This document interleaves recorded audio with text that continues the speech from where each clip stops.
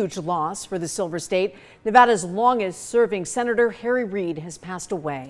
Good evening to you. Thanks for staying with us at 6:30. I'm Ross DiMattei. And I'm Trisha Keene. His legacy is unmatched. We take a look back at his life of service. From Searchlight, Nevada to the most powerful seat in the U.S. Senate, Harry Reid began his life in 1939 to very humble beginnings. His childhood home, a shack with no indoor toilet, hot water, or telephone. He attended basic high school in Henderson, where he played football and was an amateur boxer. At basic, Reid met future Nevada Governor Mike O'Callahan, who was a teacher there and served as Reid's boxing coach. But he also met his future wife there, Landra Gould. Together, they had 5 children, including Rory Reid, former Clark County Commission chairman. Harry Reid attended college in Utah, and he and his wife, who was born Jewish, converted to the Church of Jesus Christ of Latter-day Saints. But Reid, a lifelong advocate for equal rights and tolerance, spoke out against anti-Semitism and hate as recently as April of 2019 at UNLV. Reid, a natural advocate, earned his law degree. He first stepped into public life, and he began as Henderson City Attorney before being elected to the Nevada Assembly back in 1968. In 1970, at age 30, Reid was chosen by Mike O'Callahan as his running mate for Lieutenant Governor of Nevada. Reid and O'Callahan both won their races. After serving as Lieutenant Governor, Reid made his first bid for the U.S. Senate and lost. In 1975, Reid ran for mayor of Las Vegas and lost. He took a break from campaigning to serve as chairman of the Nevada Gaming Commission from 1977 to 1981. But still, with a passion for politics, Reid served as a U.S. congressman from Nevada. And in 1986, he ran for U.S. Senate again and won, serving from 1987 to 2017. In that time, he became a Senate Majority and Minority Leader, as well as a chairman of the Senate Democratic Caucus.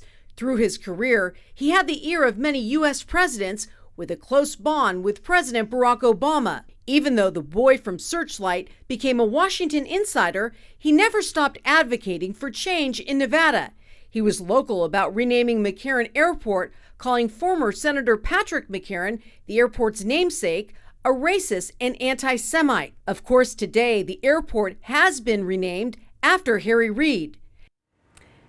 Yeah, and that was, of course, just done recently. And Senator Reid retired in 2017 and planned on spending more time with his family. Then in May of 2018, a year after leaving the Senate, Reid underwent surgery after being diagnosed with pancreatic cancer. And he fought it with courage, his 4-year battle eventually coming to an end this morning.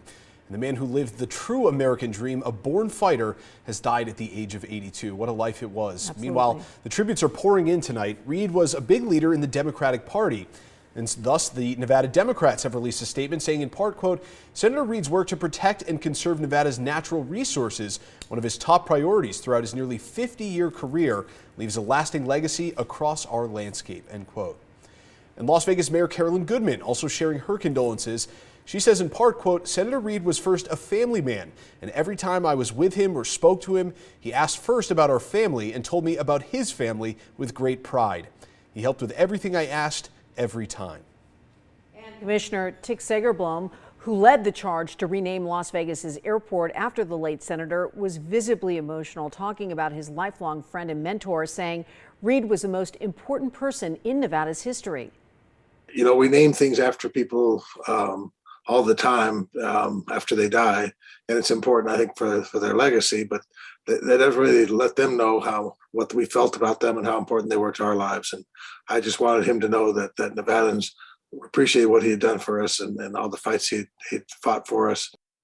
Yeah, he says there was no person in the high ranks of the Democratic Party who didn't learn from and grow with Reid's leadership and advice.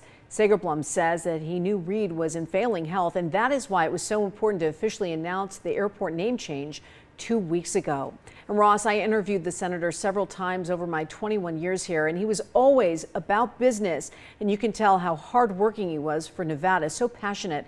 And regardless of party affiliation here, really one of Harry Reid's greatest contributions to Las Vegas came during the Great Recession here. And this is interesting because the casino industry was really on the brink of bankruptcy. Then lifelong Republican CEO of MGM Resorts, Jim Murren, called on Harry Reid, desperate for help to restructure, so we didn't go into bankruptcy, wanting to restructure the debt of the major casinos on the Strip.